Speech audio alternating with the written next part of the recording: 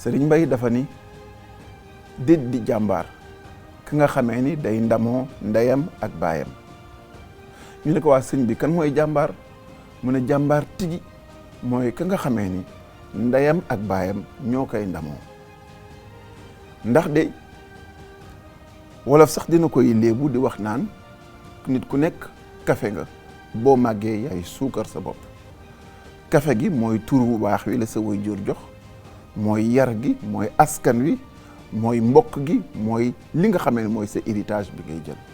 suukar si mooy jëfi fulla, jëfi fayda, taxaw fa nga war a taxaw, mel na nga war a mel, di def la nga war a def ba ku la gis xam ni kii kat juumuñu ni diw mii kat doomu diw la. li tax doom bu nekk war a góorgóorlu ci addinaam def kemtalay kattanam dafa war a am pasteefu di def lu baax roy ci tànku waajuram ba bu ëllëgee ñu ne doomu diw jàng nit ñi di xamee waajuram ci jëfam ndax day mottali loo xamee ni rafetoon na ba pare. moo gën sa valeur ajoutée du dara ci àddina lu dul rek man de maay doomu diw loolee yokkuloo te wolof nee na ku yokkul yaa wàññi.